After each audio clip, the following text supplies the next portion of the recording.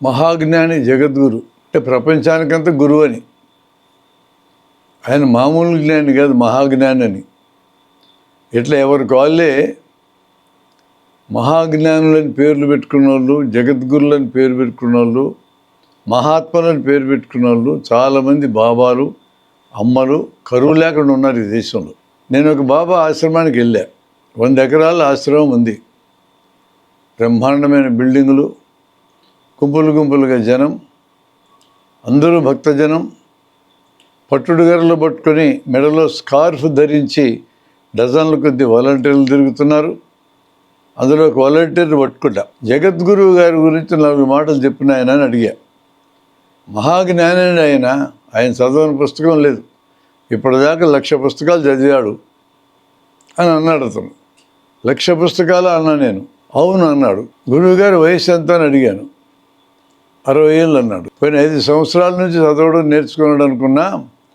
రోజుకు ఒక పుస్తకం చదివినా 55 సంవత్సరాలు 365 రోజులు చదివితే ఎన్ని అవుతాయని అడిగా. దాదాపు 20,000 వచ్చింది లెక్క. అంటే రోజుకు ఒక పుస్తకం చదివినా కూడా 20,000 పుస్తకాలు చదువుతాడు 60 ఏళ్ళ వయసులో. ఈ 1,00,000 ఎప్పుడు చదివినట్టు? ఈ మధ్యకాలంలో 1,00,000 పుస్తకాలు చదివినా అనే రాజకీయ నాయకులు కూడా బయలుదేరినారు మన దేశంలో. అంటే 1,00,000 అనే భాష బాగుంది కదా, 1,00,000 అంటే పలకడానికి బాగుంది, పెద్ద సంఖ్య. అట్లే ఎవరన్నా రాజకీయ నాయకుడు అవినీతి చేశాడని తిట్టేటప్పుడు కూడా 1,00,000 కోట్లు తిన్నాడని అనటం కూడా అలవాటు కింద మారింది. 1,00,000 భలే బాగుంది పదం.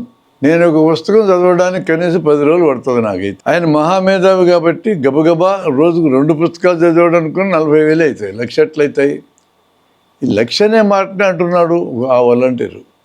ఎందుకు ఇలా ప్రచారం జరుగుతోంది? కాసేపటికి స్వామివారు బయటకు వచ్చారు. ఆయన కాళ్ళ మీద జనం పడుతున్నారు. చిద్విలాసంగా నవ్వుతున్నాడు ఆయన. 2-3కి చెయ్యి గాలిలో తిప్పి విభూది ఇచ్చాడు. అబ్బా, విభూతిని సృష్టించాడు అనుకున్నారు జనం. తర్వాత మీటింగ్ మొదలైంది. మీటింగ్లో సుబ్బయ్య ఇక్కడికి రా అన్నాడు స్వామి గారు. హాల్లో ఉన్న 1000 మందిలో సుబ్బయ్య ఒక్కడు దిక్కులు చూస్తున్నాడు. సుబ్బయ్య నీవే ఇటు రా అన్నాడు మరలా. సుబ్బయ్యకి ఆశ్చర్యం వేసింది, నా పేరు గురువు గారికి ఎట్ట తెలిసిందని. భయంగా భక్తితో దండం పెడుతూ ఆయన దగ్గరికి వెళ్ళి కాళ్ళ మీద పడ్డాడు. ఆయన గాలిలోంచి చెయ్యి ఇట తిప్పి ఓ పసుపు గుమ్మ సృష్టించి సుబ్బయ్యకి ఇచ్చాడు. సుబ్బయ్య కళ్ళకద్దుకున్నాడు. సుబ్బయ్య ఇది విజయవాడ అన్నాడు. అవును స్వామి అన్నాడు సుబ్బయ్య. నువ్వు చాలా కష్టాల్లో ఉన్నావు అన్నాడు. అవును స్వామి అన్నాడు. నీ కూతురికి ఉద్యోగం లేదన్నాడు. అవును స్వామి అన్నాడు. నీ కూతురు ఉద్యోగం గురించి నువ్వేం భయపడక దగ్గరలో వస్తుందన్నాడు. మరలా కాళ్ళ మీద పడ్డాడు సుబ్బయ్య. అబ్బా, స్వామి సామాన్యుడు కాదు, జరగబోయేది, జరుగుతున్నది, జరిగేది అన్నీ తెలుస్తున్నాయి ఆయనకి అని అనుకున్నాడు. ఎందుకీ స్వామికి ఎన్ని ఎడ తెలిసినాయి? ఇంకొకటి బయలుదేరి నా పేరు చెప్పు స్వామి అంటే చెప్పగలడా? అట్లా 1000 మంది కాళ్ళ మీద పడ్డ వాళ్ళు అందరూ లేచి నా పేరు చెప్పు అని చెప్పగలడా? ఏం చెప్పలేడు. బయట జనం గుంపులుగా ఉన్నప్పుడు సుబ్బయ్య కూడా చెట్టు కింద గుంపులో కూర్చొని అందరితో లోకారామాయణం మాట్లాడుతూ తన బాధలు ఆ గుంపులో చెప్పాడు. ఇంకందరూ ఆ గుంపులో కూర్చున్నప్పుడు ఎవడు బాధ వాడు చెప్పుకుంటాడు. ఎక్కడి నుంచి వచ్చారు, ఏంటి బాధలు, ఏంటి సమస్యలు అని చెప్పుకుంటారు. ఉద్యోగం లేదని ఒకడు, ప్రమోషన్ రాలేదని ఒకరు, కూతురికి పెళ్లి కాలేదని ఇంకొకడు, తన కొడుకు ఉద్యోగం రాలేదని మరొకడు, కొడుకు మెడిసిన్లో సీట్ వస్తుందో రాదని అడగడానికి మరొకడు. ఇట్లా మాట్లాడుకుంటూ కూర్చొని ఉన్నారు.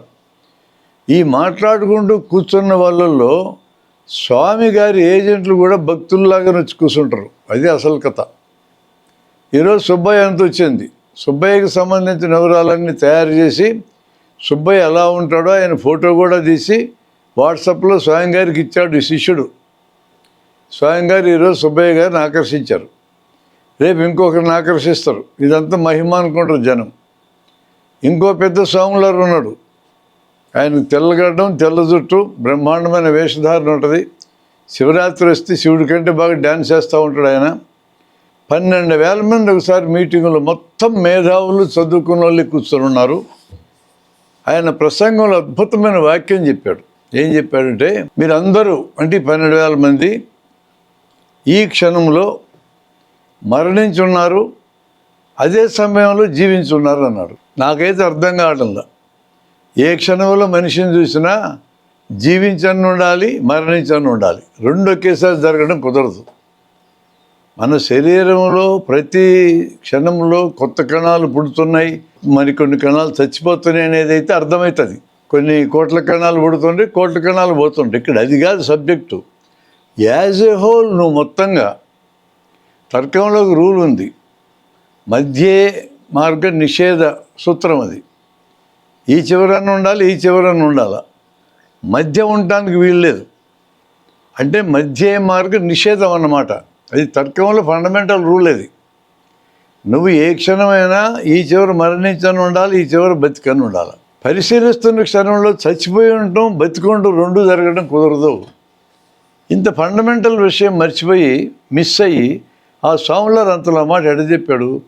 సరే ఆయన చెప్పాడు, ఎందుకంటే మాటల గారడిలో అద్వితీయుడు కాబట్టి. ఈ 12,000 మంది చప్పట్లు కొట్టారు దానికి. వీళ్ళ తెలివిని ఏమనాలా అంటే, భారతదేశంలో చదువుకున్న వాళ్ళలో మూఢనమ్మకాలు, జీవితానికి ఆ చదువును అప్లై చేయకుండా చదువుకొని మార్కులు తెచ్చుకొని, ర్యాంకులు తెచ్చుకొని, ఉద్యోగాలు తెచ్చుకోవడం అనే కార్యక్రమం, ఇది చేస్తున్న మేధావులు విపరీతంగా పెరిగారనే దానికి సజీవ సాక్ష్యం ఈ స్వాములారు ఇచ్చిన ఈ స్టేట్మెంట్కి చప్పట్లు కొట్టడం అంటే.